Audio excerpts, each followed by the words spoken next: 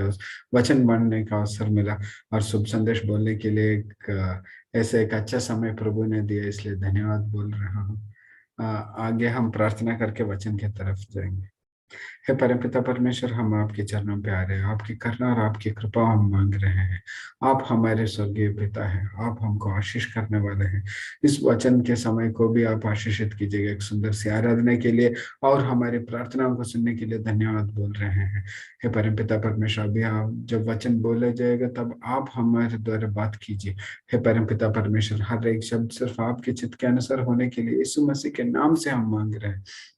हे परमपिता परमेश्वर, आप हम सबको छुइए, यीशु मसीह के अधिकार वाले नाम से हम मांग रहे हैं। और जो वचन आज बोलने वाले हैं वो अपने जो हर एक व्यक्ति जो सुन रहे हैं उनके दिल में आग की तरह और आपकी पवित्र आत्मा की उंगलियों से लिख दिए जाए।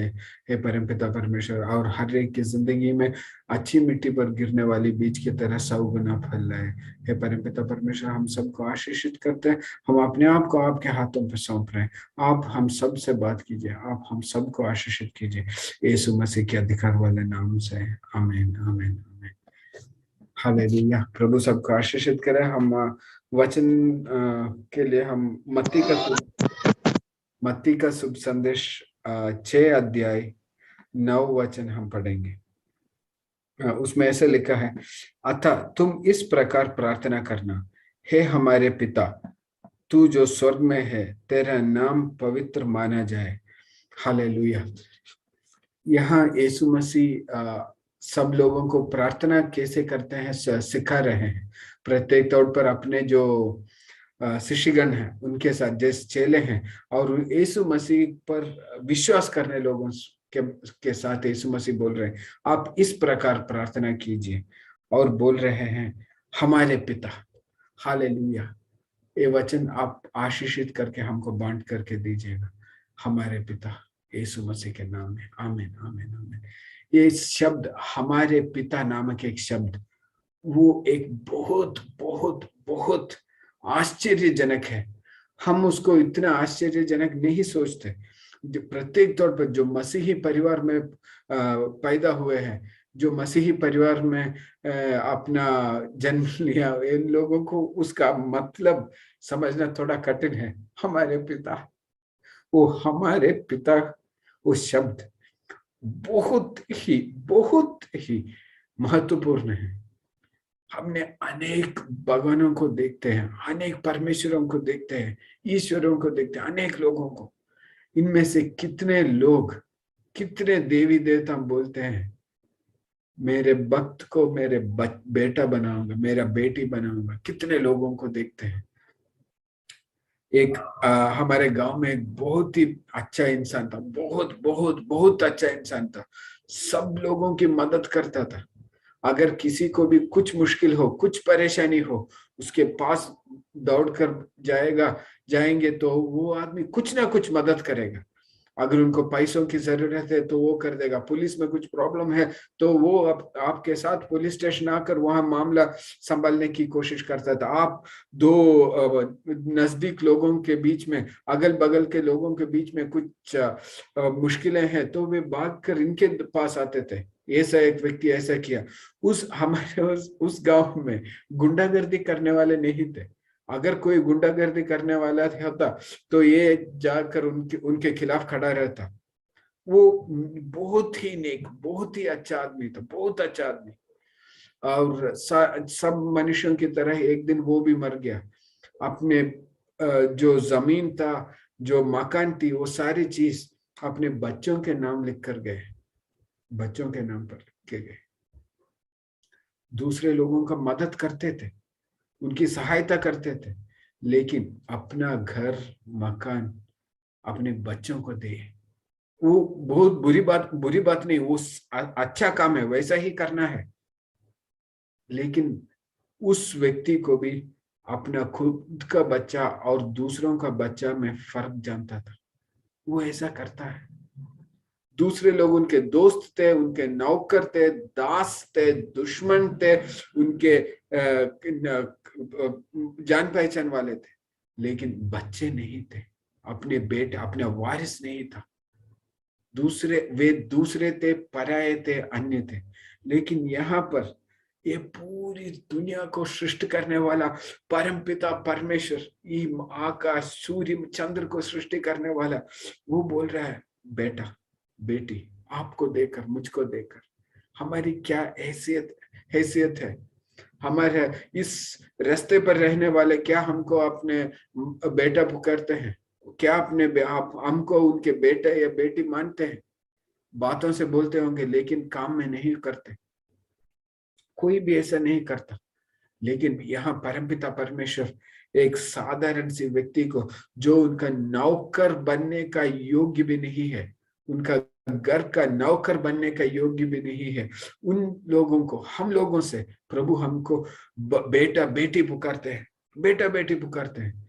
जरा सोचिए, प्रभु को इतने स्वर्गदूत हैं, इतने सामर्थ्यशाली स्वर्गदूत हैं, कुछ स्वर्गदूतों की पंखों से मधुर शब्द स्वर निकलते हैं, उन पर सारी वज्र से बनाया गया शरीर भी होता है, उनका आग से बनाए गए स्वर्गदूत होते हैं। फिर ये मिट्टी का मनुष्य क्या है? फिर भी हमको देखकर प्रभु बोलते हैं, ये मेरा बेटा है, ये मेरा बेटी है। जब प्रभु प्रार्थना करने की शुरुआत में सबसे पहला हमारे पिता बोलकर शुरुआत करते हैं, क्योंकि अक्सर हम भूल जाते हैं कि हम कौन हैं। अक्सर हम भूल जाते हैं कि हम स्वर्गीय पिता के बच्चे हैं। इसलिए जब प्रार्थना करने के लिए प्रभु सिखाता है, सबसे पहला नंबर 1 हमारे पिता बोलकर शुरुआत करते हैं, क्योंकि हम प्रभु के बच्चे हैं। वो इतना महत्वपूर्ण चीज है, इतना महत्वपूर्ण चीज है कि हमारे उस रिश्ते के आधार पर प्रभु हमारा प्रार्थना सुनते हैं। उस रिश्ते के आधार पर, किस रिश्ते की? जब हम प्रभु को अपना पिताजी मानते हैं, उस रिश्ते के आधार पर प्रभु हमारा प्रार्थना सुनते हैं। बल्कि ये नहीं कि हमने कुछ अच्छा काम किया, अच्छा काम सब कुछ करना है, लेकिन प्रार्थना का उत्तर मिलता है उस रिश्ते के आधार पर। इसलिए यीशु मसीह बोलते हैं, ऐसे प्रार्थना कर हमारे पिता बोलकर। वो रिश्ते के बारे में मैं आज बोलना चाहता हूँ। अगला 25 मिनट में वो रिश्ते के बारे में बोलना चाहता हूँ जो इस दुनिया के अतीत है, हमारे मन के सोच के अतीत है। वो ऐसा एक प्यार है जो हमारे दिल में संभाला नहीं जाता। और प्रभु भी ऐसा बड़ा काम करते हैं। हमसे भी बोलते हैं कि प्रभु को प्यार करने के लिए हमसे ये नहीं बोलते कि इस दूर जगह पर, उस जगह पर जाओ और कुछ करो, वहां मोमबत्ती जलाने की बात नहीं करते। इस पहाड़ी के ऊपर जाओ, दूर उस शहर में जाओ और वहां कुछ करो, ऐसा कुछ नहीं। प्यार करने के लिए बोलते हैं। और प्यार तो ऐसी चीज है जिस पर हम उंगली नहीं रख सकते और नहीं बोल सकते कि ये प्यार है। क्या फूल देना प्यार है? तो मुझसे सबसे ज्यादा प्यार करने वाले बगीचे होंगे। सबसे ज्यादा फूल देता बगीचा है। तो क्या बगीचा हमसे प्यार करता है? प्यार क्या चीज है वो हमारे दिल को पता रखता है, लेकिन हम उस पर उंगली नहीं रख सकते। वो ऐसा एक चीज प्रभु ने जो बनाया, जो हर एक व्यक्ति अपने दिल में जान जाता है कि ये प्यार है। वो बोल सकता है कि ये प्यार है, लेकिन वो उस पर उंगली नहीं रख सकता। क्या खाना देना प्यार है? भूखे को खाना देना अगर प्यार है तो होटल में वेटर बहुत प्यारे लोग होते हैं, लेकिन वो प्यार नहीं करते। खाना देते हैं लेकिन वहां प्यार नहीं रहता। वो अगर दूध देना प्यार है तो गाय बहुत प्यारी चीज है, लेकिन गाय क्या आपको प्यार करती है? ये प्यार भी वो बहुत ही चीज है, बहुत ही हमारा मन में जो हम उसको ढक्कन रखकर नहीं बोल सकते। वो ऐसा एक रिश्ता परमपिता परमेश्वर ने हमसे बनाया। ये रिश्ता तब उस समय हमसे प्यार करने लगा जिस समय आदम को प्रभु ने मिट्टी से अपने हाथों से लेकर बनाया। बाकी सब लोगों से, बाकी सारी सृष्टि अपने मुंह से बोले होंगे, लेकिन जब आदम को बनाया तब अपने हाथों से आदम और हव्वा को अपने हाथों को उंगली रखकर, हाथ पकड़कर बना लिए। वो प्यार हमको बनाने से पहले ही था। अगर प्रभु चाहते हैं तो अपने मुंह से बोलते मनुष्य को सृष्टि होने पर, अगर ऐसा बोलेंगे तो मनुष्य सृष्टि हो जाएगा, लेकिन ऐसा नहीं किया, अपने हाथों से बनाया। वो प्यार हमको बनाने से भी पहले प्रभु हमसे प्यार करते थे। वो असीम प्यार भी हमारे दिमाग में नहीं डाल रख सकते, हमारी बातों में नहीं रख सकते। जरा सोचिए, प्रभु हमसे इतना प्यार करते हैं, लेकिन सबसे पहला आदम जब प्रभु का बात को ना माना तो वो प्रभु के प्यार से निकल गया। फिर नूह के समय में हर एक व्यक्ति की दिल की इच्छा पाप ही थी, तो वहां भी हम मनुष्य हट गए। और आखिर में जब मनुष्य बाबेल के समय पर एक बार इकट्ठे होकर एक बड़ा इमारत बनाने की कोशिश किया, जिससे वे प्रभु की प्रलय से बच सकते थे, तो उस समय पर प्रभु ने सबसे हाथ हटा दिया और बोला सबको छिन्न भिन्न होने पाए। तब तक प्रभु हर एक व्यक्ति के साथ था, लेकिन उस बाबेल की समय के बाद एक प्रत्येक व्यक्ति को प्रभु चुनता है। उत्पत्ति की किताब का 11वीं अध्याय में ये बाबेल के बारे में लिखा है, लेकिन उसी अध्याय में अब्राहम का नाम लेकर पहली बार अब्राहम का नाम लिखा जाता है। उसी अध्याय पर, जिस अध्याय पर प्रभु ने सारे लोगों को छोड़ दिया, सिर्फ अब्राहम को चुना, उस समय से लेकर इब्राहिम और इब्राहिम की जो वायदे का संतान है, उनकी परंपरा में प्रभु अपना नाम दिखाते थे। तब तक हर एक मनुष्य के लिए प्रभु शामिल था, हर एक व्यक्ति प्रभु के सन्निधि में जा सकता था, हर एक व्यक्ति प्रभु के बच्चा था, हर एक व्यक्ति प्रभु के साथ बात कर सकता था अगर चाहिए तो। जैसे कि काइन ने आबेल को मारा, खून से मारा, लेकिन उसके बाद भी प्रभु काइन से बात करता है। प्रभु उसको छोड़कर नहीं जाता, उससे बात करने के लिए जाता है। अगर काइन मन फिरा कर उस समय प्रभु के सन्निधि में आता तो काइन का चरित्र भी बदल जाता, लेकिन उन्हें ऐसा नहीं किया। लेकिन वो प्यार जो पूरी मनुष्य के ऊपर, पूरी मनुष्य की हर एक संतति के ऊपर था, उस समय से उत्पत्ति का 11वीं अध्याय से लेकर सिर्फ इब्राहिम और इब्राहिम का वायदे हुए संतानों पर ही निकल आती थी। और ये ऐसा एक प्रेम है, बस एक वचन वचन में लेके नहीं पढ़ना चाहता, लेकिन इन 2 इतिहास की किताब में है, वहां ऐसा लिखा है कि प्रभु की आंखें इस पूरी समस्त धरती पर फिरती हैं, ताकि एक ऐसा व्यक्ति जिसका हृदय प्रभु के सन्निधि पर नीतिमान हो, उसके प्रति प्रभु अपना सामर्थ को प्रकट करना चाहते हैं। उस समय से प्रभु अपने बच्चों के लिए, प्रभु अपनी संततियों के लिए अपना सामर्थ को दिखाने के लिए प्रभु तैयार रहता था। प्रभु तैयार रहता था। इब्राहिम की संततियों में अगर किसी एक भी व्यक्ति प्रभु को पुकारे, हे प्रभु मुझे बचा ले, उस समय पर प्रभु का सामर्थ दिखाने के लिए प्रभु वहां तैयार था। दानियल की जिंदगी में देखिए, मूसा की जिंदगी में देखिए, जब जब वो समुद्र के सामने आया तब वो प्रभु के सन्निधि पर गिरा और बोला परमपिता परमेश्वर बचाओ, प्रभु वहां बचाने के लिए आया। जब दानियल को पकड़कर एक कुआं में डाल दिया, शेरों के गुफा में डाल दिया, उस समय पर दानियल को बचाने के लिए प्रभु आ गया।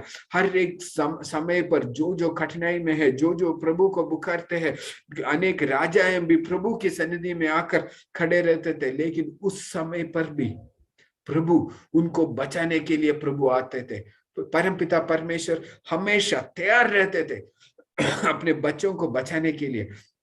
लेकिन बाबेल के समय से लेकर उत्पत्ति की 11वीं अध्याय से लेकर सिर्फ एक ही व्यक्ति इब्राहिम और उनकी वायदा हुआ संतति इसहाक और याकूब के बच्चों में ही प्रभु की सामर्थ दिखाई देता था। बाकी सब लोगों को प्रभु सहायता करते थे, बचाते थे, छुड़ाते थे, रोने पर वो आशीष करते थे, फिर भी प्रभु का नाम से नहीं जानने जाते थे। जैसे कि मैं अपना पिताजी के नाम से भी जाना जाता हूं, क्योंकि मेरे नाम के पीछे भास्कर है, वो मेरे पिताजी का नाम है। वैसे ही आपके नाम के साथ में आपका पिताजी का नाम भी होता है। मेरे बेटे सैमुएल के नाम के साथ मेरा नाम भी है, प्रदीप बोलकर। वैसे ही इसहाक के याकूब के बेटों के साथ परमपिता परमेश्वर ने अपना नाम जोड़ दिया। इसलिए प्रभु बोलते हैं मैं इब्राहिम, इसहाक और याकूब का परमेश्वर हूं। हालेलुया।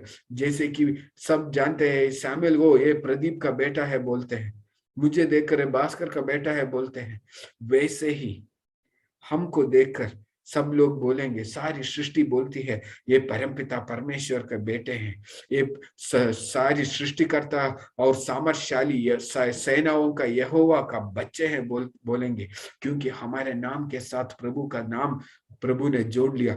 वो हम देख नहीं सकते, हम भूल जाते हैं अक्सर, हम उसके बारे में चिंता ही नहीं करते। इसलिए जब प्रार्थना की सिखा रहे हैं तब यीशु मसीह सबसे पहले वही लेकर बोलते हैं, हमारे पिता, हमारे पिता। उसका पिता नहीं, एलिया का परमेश्वर नहीं, नहीं नहीं नहीं, इब्राहिम का परमेश्वर, हमारे पिता बोल रहे हैं। हालेलुया। वहां पर प्रभु का प्यार, वो असीमित प्यार प्रभु दिखा रहा है आपकी जिंदगी में, हमारे जिंदगी में, हर एक की जिंदगी में वो प्रभु दिखाता है। क्या प्रभु सिर्फ, हम अनेक लोग बोलते हैं हम सब प्रभु के बच्चे हैं, सब प्रभु के बच्चे नहीं हैं। बाइबल में यीशु मसीह बोलते हैं सर्प के संतानों बोलकर कुछ लोगों को बुलाते हैं। और एक और वचन अगर हम देखेंगे तो गलातियों 5:6 में देखेंगे कि वहां लिखा है कि, या एफेसियों में भी लिखा है कि न मानने वाले, आज्ञा न मानने वाले, आज्ञा न मानने वालों के बारे में भी लिखा है एफेसियों की किताब में। वो उसका वचन एफेसियों 5:6 में भी है। एफेसियों 5:6 में लेके पढ़ता हूं। एफेसियों 5:6 में ऐसा लिखा है, कोई तुम्हें व्यर्थ बातों से धोखा न दे, क्योंकि इन्हीं को कारण आज्ञा न मानने वालों पर परमेश्वर का प्रकोप बढ़ता है। आज्ञा न मानने वाले, इंग्लिश बाइबल में लिखा है कि चिल्ड्रन ऑफ डिसोबीडियंस, आज्ञा न मानने वाले के बच्चे। तो ऐसे चिल्ड्रन ऑफ डिसोबीडियंस बोलकर ऐसा एक पद है। शैतान के संतति, सर्प के बच्चे बोलकर भी प्रभु बोल रहे, सब लोग प्रभु के बच्चे नहीं होते, लेकिन सबको प्रभु के बच्चे होने का द्वार खुला रहता है। और वहां पर प्रभु, अगर हम गलातियों का 3:26 भी देखेंगे, गलातियों 3:26 पढ़ेंगे, अगर आप नहीं मानेंगे तो गलातियों 3:326 ऐसे लिखा, क्योंकि तुम सब उस विश्वास के द्वारा जो मसीह यीशु पर है परमेश्वर के संतान हो। आप परमेश्वर के संतान है। कैसे? जिस विश्वास यीशु मसीह पर है, अगर आपका विश्वास यीशु मसीह पर है तब आप परमेश्वर का संतान बन जाते हैं।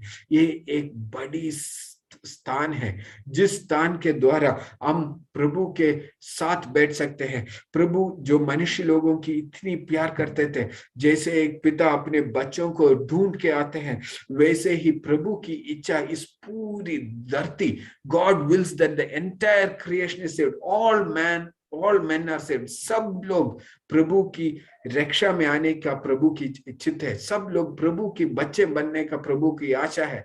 इसीलिए प्रभु ने क्या किया, यीशु मसीह के आने तक अपने नाम की महिमा अपने बच्चों के या इस्राएल जनों के द्वारा प्रभु करते रहे। जो जो प्रभु को पुकारते थे उनकी जिंदगी में प्रभु का सामर्थ प्रभु दिखाते थे। और उसके बाद यीशु मसीह के द्वारा प्रभु वो करते थे। और एक बोलने से पहले मैं 2 चीज बोलना चाहता हूं। नंबर 1, पुराने नियम में किन लोगों के, हर एक की जिंदगी, यहूदियों की जिंदगी में प्रभु अपना सामर्थ्य नहीं दिखाए। प्रभु सिर्फ उन्हीं लोगों की जिंदगी में अपने सामर्थ्य दिखाए जिन पर एक उनका कृपा बसने का योग्य था। उदाहरण के लिए, मैं पिछले शनिवार इसके बारे में बोल रहा था, कुछ लोगों की जिंदगी में वे पुराने नियम से सबसे पहले से आप देखेंगे तब नूह की समय पर भी वो एक वेदी बनाता था। नूह अपना बलिदान देने के समय पर एक वेदी बनाता था, और वो वेदी पत्थर लगाकर बनाते थे। इब्राहिम एक वेदी बनाता था अपनी बलिदान देने के लिए, और इब्राहिम भी पत्थर लगाकर एक वेदी बनाते थे। मैं कल बलिदान के बारे में बोल रहा था, लेकिन आज मैं उस वेदी के बारे में बोलना चाहता हूं। वो वेदी पत्थर से बनाई थी, पत्थर से बनाई थी। पत्थर की प्रत्येकता क्या है? वो आसानी से हासिल हो जाती है। एक नंबर 2, ये पत्थर की दूसरी प्रत्येकता, वो बहुत दिनों तक रहती है, हजारों साल तक पत्थर पत्थर ही रहता है। वो हमारी जिंदगी में एक वेदी होगी, तो जैसे जहां जहां एक वेदी थी वहां पर प्रभु का वायदा भी था। जहां जहां वेदी थी वहां प्रभु का वायदे आते हैं। इब्राहिम की जिंदगी में, नूह की जिंदगी में प्रभु वायदे देते हैं कि मैं हम आगे से किसी को भी, पूरी सृष्टि को प्रलय से नहीं खत्म करूंगा। इब्राहिम की जिंदगी में प्रभु बोलते हैं तेरे बच्चों के द्वारा मैं इस पूरी धरती को आशीष करूंगा। जहां जहां इस शोलोमन की जिंदगी में, और जब वो बलि अर्पण किया वेदी पर, प्रभु उनसे बोलते हैं कि ते अगर तू मेरे रास्ते पर चलेगा तो मैं तेरे साथ रहूंगा। अगर आपकी जिंदगी में वायदा चाहिए तो एक वेदी बना दीजिएगा। प्रभु उस वेदी पर अपना आशीष उंडेलेंगे, उस वेदी पर प्रभु का सामर्थ्य निकलेगा, उस वेदी पर प्रभु की वायदे निकलेंगे। एलिया की जिंदगी में देखिए, वो एक वेदी बनाया, वहां प्रभु का आग निकल के आया। आपकी जिंदगी में भी वेदी बनाइएगा। आपकी जिंदगी में वेदी क्या हो सकती है? वेदी ऐसा एक पत्थर जैसी चीज है जो आसान है, लेकिन वो हमेशा के लिए भी रहती है। जैसे कि आप प्रार्थना करते हैं, हर दिन सुबह प्रार्थना करते हैं, वो आपकी जिंदगी में एक वेदी बन जाती है। हर दिन शाम को बाइबल पढ़ते हैं, आपकी जिंदगी में वो एक वेदी बन जाती है। हर रविवार को आप चर्च में आते हैं, प्रार्थना को आते हैं, वो आपकी जिंदगी में एक वेदी बन जाती है। हर एरिया प्रेयर में आप जुड़ते हैं, वो आपकी जिंदगी में एक वेदी बन जाती है। हर फैमिली प्रेयर में आप जुड़ते हैं, आपकी जिंदगी में वो एक वेदी बन जाती है। जहां जहां प्रभु का सामर्थ्य निकलने का पात्र, योग्य पात्र है, वहां प्रभु का सामर्थ्य निकला ही है। प्रभु हमको आशीष करने का एक कारण ढूंढ रहा है। जैसे कि शैतान हमारी आशीषों को रोकने के लिए एक कारण ढूंढता है, वैसे ही प्रभु हमको आशीष करने के लिए एक कारण ढूंढता है। अगर आपकी जिंदगी में आपको लग रहा है कि आपकी आशीषों को बंद है, आपको प्रभु की शब्द सुनना है, आपकी प्रभु के रास्ते में जाना है, आपकी सेवकाई में बढ़ना है, आपकी आत्मिकता में बढ़ना है, प्रभु की आग आपके ऊपर आना है, प्रभु के वायदे आपकी जिंदगी पर निकलना है, अगर आप चाहते हैं कि प्रभु की आशीष जैसे शलोमोन के साथ आपके साथ रहना चाहिए, तो वहां पर एक वेदी बनाइए। हर दिन करने वाली चीज, हर हफ्ता करने वाली चीज आप के वेदी बना के रखिए। हर आपकी तनख्वाह में हर बार आप दशवांश दीजिए, प्रभु का आशीष वहां आएगा, क्योंकि वो एक अनुग्रह का पात्र और एक वेदी बन जाती है जहां पर प्रभु अपना सामर्थ्य दिखा सकते हैं। आपका दिल अगर प्रभु के साथ सब ठीक है, अगर आपका दिल प्रभु के सामने बहुत ही सामर्थ्यशाली और नीतिमान है, प्रभु को पूरे दिल से आप आशीष करते हैं, तो प्रभु भी आपको ढूंढते रहे हैं ताकि प्रभु का सामर्थ्य आपकी जिंदगी में दिखा सके। आपके खिलाफ आपके मैनेजर आए तो मैनेजर को हटा देंगे, आपके खिलाफ कोई भी शैतान आए, शैतान को बंदी बनाकर नरक में भेज देंगे, लेकिन आपके सिर पर मुकुट प्रभु जरूर पहनाएंगे, क्योंकि वो परमपिता परमेश्वर एक पिता का दिल है। वो अपने बेटे के लिए कुछ भी करने के लिए एक पिता तैयार होता है। हम जानते हैं बड़े बड़े गुंडे, बड़े बड़े डॉन जो लोगों की जान से मारने के लिए हिचकिचाते नहीं, अपने बच्चों के लिए अपने जान भी कुर्बान करते हैं। ऐसे ही एक परमपिता परमेश्वर है। हालेलुया। वो परमपिता परमेश्वर आपके लिए कुछ भी करेंगे, क्योंकि आप उनके बेटे हैं। जरा सोच के देखिएगा, आपके बच्चों को आप कितना प्यार करते हैं। वे उससे भी ज्यादा, एक माँ अपने बच्चों से प्यार करने से भी ज्यादा प्यार परमपिता परमेश्वर आपको करते हैं। वो एक बड़ा रिश्ता है जो हमको याद रखना है। अक्सर हम भूल जाते हैं कि हम परमपिता परमेश्वर के बच्चे हैं, इसलिए यीशु मसीह प्रार्थना से पहले बोलते हैं हमारे पिता। हालेलुया। एक उदाहरण देना चाहता हूं, एक वेदी पर किया हुआ आशीष के बारे में। वेदी पर किया हुआ आशीष के बारे में मैं हन्ना के बारे में बोलना चाहता हूं। हन्ना हर साल प्रभु के सन्निधि में आती थी, हर साल प्रभु के सन्निधि में आकर बेटे के लिए प्रार्थना करती थी, हर साल करती थी। लेकिन वो हर साल उस वेदी का एक पत्थर बन गया, अगला साल वेदी का पत्थर बन गया। एक बार अपना दिल टूटकर वो अपने आप को कुर्बान कर दिया, अपने आप को कुर्बान कर दिया, अपना दिल तोड़कर और दुख भरी एक प्रार्थना के समय पर उस वेदी पर प्रभु का आद निकला और शमूएल पैदा हुआ। उस वेदी पर हर साल प्रभु की आलय में जाती थी, और उस वेदी पर मालूम है किसको कुर्बान किया? अपना बेटा शमूएल को कुर्बान कर दिया। और प्रभु उसने बोला, अगर मुझे एक बेटा दोगे तो मैं आपकी सेवकाई में दे दूंगा। वह एक कुर्बानी थी, और उस कुर्बानी पर प्रभु की आग निकली। शमूएल पैदा हुआ और हन्ना को बहुत बच्चे प्रभु दे दिए। एक वेदी और एक कुर्बानी, प्रभु कभी भी ना नहीं बोलेंगे। एक और उदाहरण बोलता हूँ, पीजी वर्गीस के बारे में। पीजी वर्गीस प्रभु की सेवकाई करने वाले प्रभु के एक दास है। उनकी सेवकाई के प्रारंभ के समय में वो कश्मीर जाते थे प्रभु की सेवकाई करने के लिए। खाने के लिए भी ज्यादा पैसा नहीं बचता था, लेकिन उनका घर में उनका पिताजी उनके नाम पर एक जमीन खरीद के रखा था। और उसने सोचने लगा, उस जमीन हमारे गांव में एक एक्लेसिया नहीं है, मैं उस जमीन को एक एक्लेसिया बनाने के लिए दे दूंगा। और वो आया, वो अपने मुंह से अपने गवाही बोला, मैं सुना वो। और वो बोल रहा था कि मैं उस समय पर रजिस्ट्रार ऑफिस पर वो देने के लिए सब लोगों के सामने गया था, और उसका चप्पल फटा हुआ था, पैंट भी फटा हुई थी, शर्ट भी फटा हुआ था, और वो वहां खड़ा रहा। तब वो पासवान जो उस एरिया का संभाल रहा था, वो पासवान आकर उससे बोला, तुम्हारा और भी जमीन है क्या? ये बोला, नहीं है। क्या करते हो? मैं कश्मीर में शुभ संदेश बोलता हूँ। तो ये जमीन बेचकर वहां तू चर्च शुरू कर सकता है ना, वहां तू एक एक्लेसिया बना सकता है। तब इसने बोला, हाँ बना सकता हूँ, लेकिन मेरे गांव में एक एक्लेसिया नहीं है, इसलिए इस जमीन पर मेरे गांव में एक्लेसिया बना दीजिए, वहां मैं प्रभु की सेवकाई करके प्रभु बना देगा, बोला। तब वो पासवान ने पीजी वर्गीस के कान में आकर एक बात बोला कि परमपिता परमेश्वर को स्वर्ग में दो कुत्ते हैं, दो कुत्ते, और साधारण कुत्ते नहीं, वे शिकारी कुत्ते हैं, दो शिकारी कुत्ते। आप जानते हैं शिकारी कुत्ते क्या करते हैं? जब वो मालिक शिकार के लिए जाता है, किसी जानवर पर अपना तीर या बुलेट तीर डालता है, वो जानवर वही मरता नहीं, लेकिन भाग जाती है, उसका खून बहकर वो जानवर मरती है। और उस जानवर को भगाकर भगाकर उसको मारकर उस जानवर को अपने मालिक के पास लेके आने के लिए दो कुत्ते। और ऐसे ही परमपिता परमेश्वर को दो शिकारी कुत्ते हैं। और वो पासवान पीजी वर्गीस के कान में बोले, वो दो कुत्ते भजन संहिता 23 में है, भलाई और करुणा तेरे पीछे पीछे आएगी, तेरी जिंदगी भर तेरे पीछे आएगी। हालेलुया।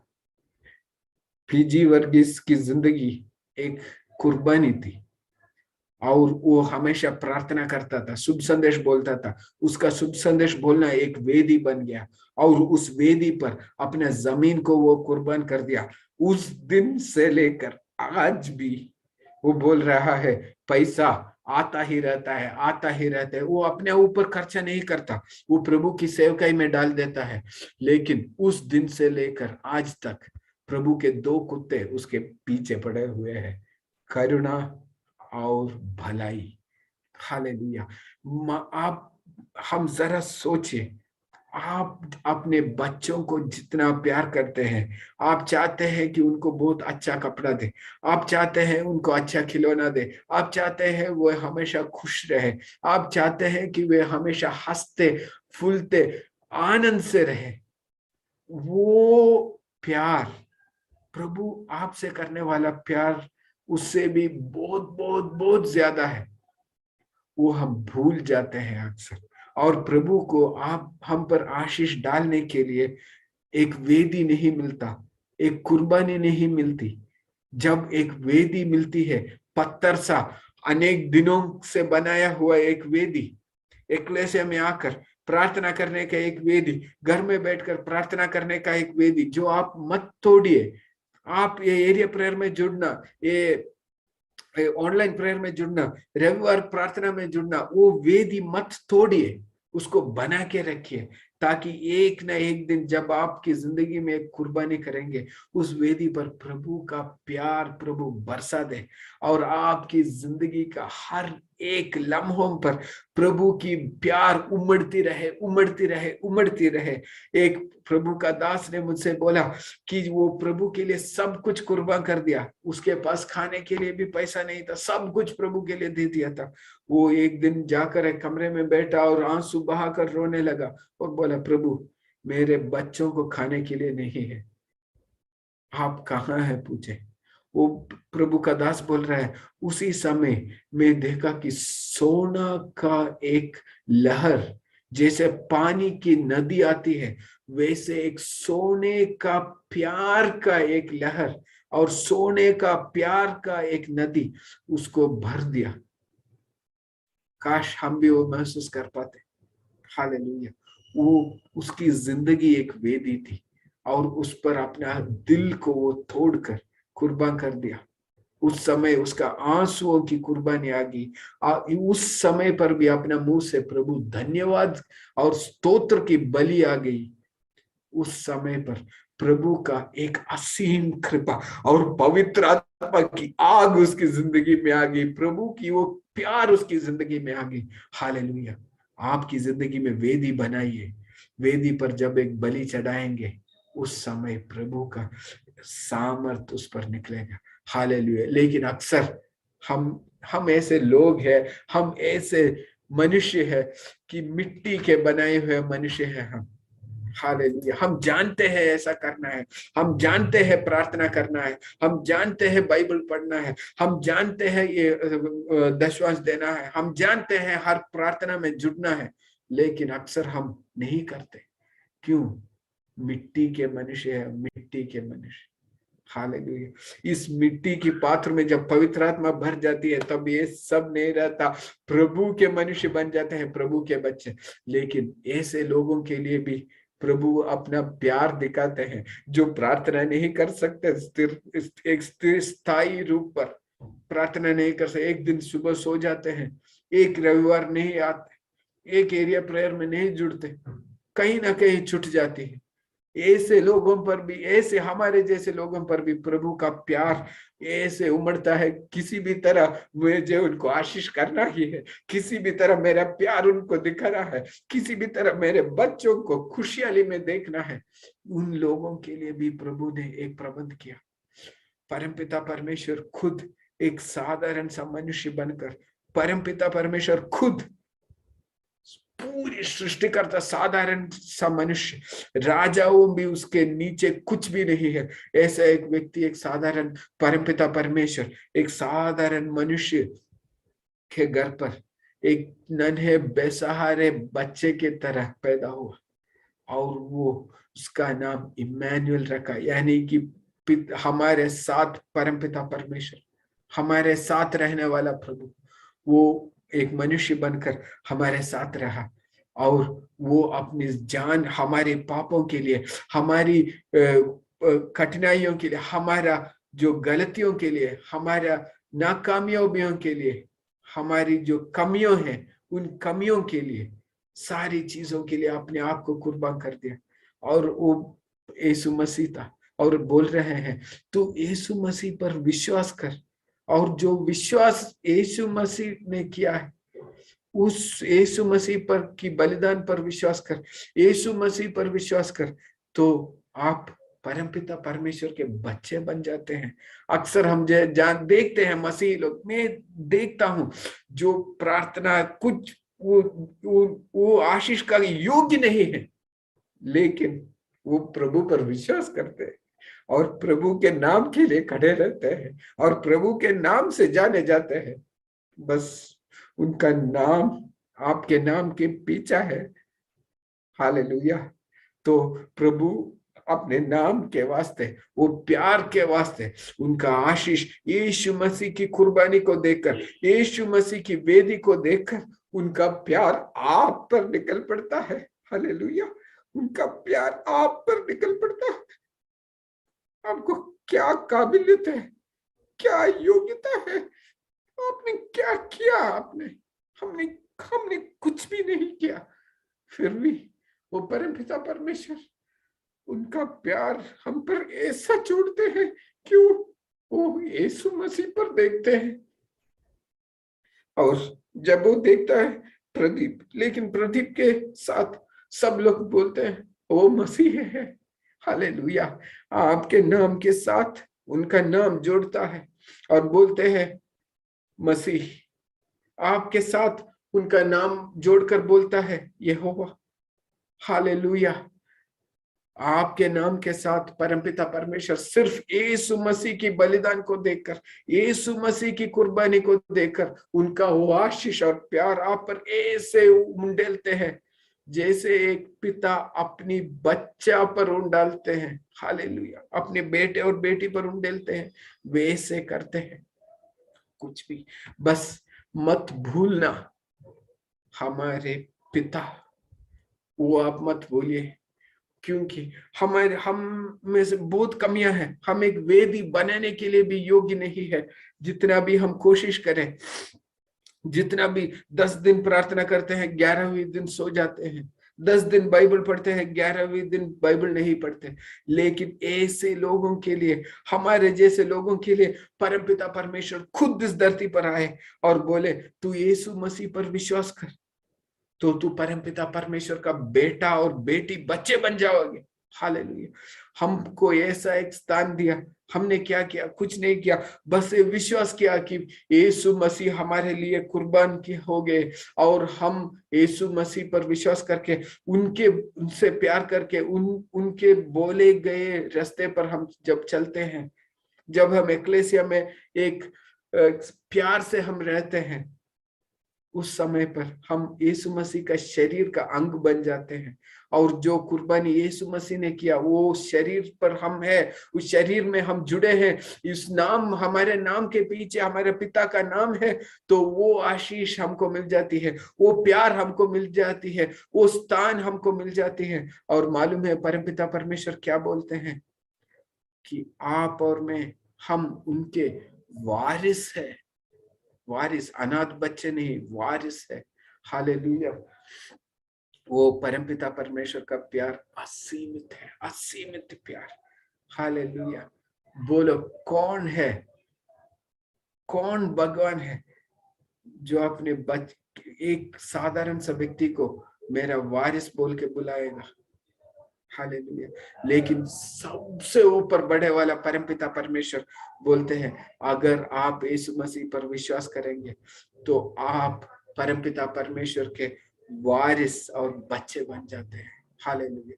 हम आंख बंद करके प्यार प्रार्थना करेंगे। हे परमपिता परमेश्वर, हम आपके चरणों पर आ रहे हैं। आपका प्रेम और प्यार असीमित है।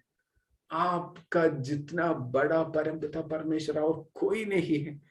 आपने सूर्य, चंद्र, नक्षत्रों को बनाया, आपके पास कुछ भी कमी नहीं है। फिर भी आप हमसे प्यार किए, हमारे जन्म से भी पहले, आदम को बनाने से भी पहले हमसे प्यार करके आपने हमको सृष्टि किया। और न मानने वाले, आज्ञा न मानने वाले बच्चों की तरह नहीं, शैतान की बच्चों की तरह नहीं, सर्प के बच्चों की तरह नहीं, आप पर विश्वास करने के लिए और आपकी जिंदगी का बलिदान पर विश्वास करने के लिए हमको चुने, इसलिए धन्यवाद बोल रहे हैं। हे परमपिता परमेश्वर, आपकी आग हम सब पर बरसा दे, आपकी प्रेम हम सब पर बरसा दे। पवित्र आत्मा, आप हमारे साथ हमेशा रहने के लिए धन्यवाद बोल रहे हैं। मैं हालेलुया। प्रार्थना सुनने के लिए धन्यवाद प्रभु। मैं सबसे एक और बार बोलना चाहता हूँ, आपकी कुर्बानी अगर कम पड़ गई, आपकी वेदी अगर कम पड़ गई, तो जरा देखिए यीशु मसीह के वेदी पर, जरा देखिए यीशु मसीह की कुर्बानी पर। आप परमपिता परमेश्वर के बच्चे हैं और इस हमारे लिए प्रभु अपना जान भी दिया है, फिर बाकी सब कुछ क्यों नहीं देगा? पैसा, चंगाई, प्यार, बढ़ोतरी, खुशहाली, सब कुछ प्रभु हमारे लिए देंगे। प्रभु सबको आशीष करे। मत भूलना, हर प्रार्थना हमारे पिता बोलकर शुरू कीजिए। जय मसीह की। सबको हमारे लिए भी प्रेयर कीजिएगा। जय मसीह की। जय मसीह की। Thank you so much, thank you so much. एक बहुत ही एक सुंदर, एक सामर्थ्य, एक संदेश दिए हैं। क्या योग्यता कि प्रभु ने हम जैसे लोगों को, इंसानों को प्यार किया। क्या योग्यता कि प्रभु अपने जान देने तक अपनी आखिरी बूंद लहू बहाकर हम जैसे पापियों को प्रभु आजाद किए। क्या योग्यता कि प्रभु ने अपना नाम हमारे लिए दे दिए, अपना संतान बनाए। जब इस दुनिया के माता पिता अपने बच्चों को तिरस्कार करते हैं, ये मैं पाप करेंगे, गुनाह करेंगे, जब इस दुनिया के माता पिता अपने बच्चे जब पाप करेंगे तो इनको इनकार कर देंगे, ये मेरा बेटा नहीं, ये मरा हुआ है। परंतु प्रभु यीशु मसीह हम जैसे पापियों को प्यार की, हमें अपनाए। क्या योग्यता कि हम जैसे लोगों को प्रभु ने अपनाए। भलाई और करुणा सदैव अपने डरवैयों के पीछे चलते रहेगा। कि हम प्रार्थना करें कि प्रभु वो योग्यता के अंदर हमें भी ले आने के लिए, हमारे परिवार वालों को भी ले आने के लिए ऐसे एक आशीष प्रभु के उद्धार हमारे अंदर, हमारे परिवारों के अंदर होने के लिए हम प्रार्थना करेंगे। ये बहुत जरूरी है। हम प्रार्थना करेंगे जैसे आपने वो उद्धार को प्राप्त किए, हमारे परिवारों के अन्य बाकी के सदस्यों के अंदर वो प्यार उनको भी चुराने पाए, इसलिए हम प्रार्थना करेंगे। इस समय हम लोग प्रार्थना का विराम देंगे। प्रार्थना का विराम देते वक्त हमारे सारे व्यक्तिगत श्रोताओं के लिए भी हम प्रार्थना करेंगे। प्रभु जो चाहते हैं वो इन दिनों में हमारे द्वारा पूरा होने के लिए हम प्रार्थना करेंगे। प्रभु की एक महान कार्य हमारे बीच में होने के लिए हम प्रार्थना करेंगे। तो आइए अगुवाई करें, हमारे निजी श्रोताओं के लिए हम मिलकर प्रार्थना करें।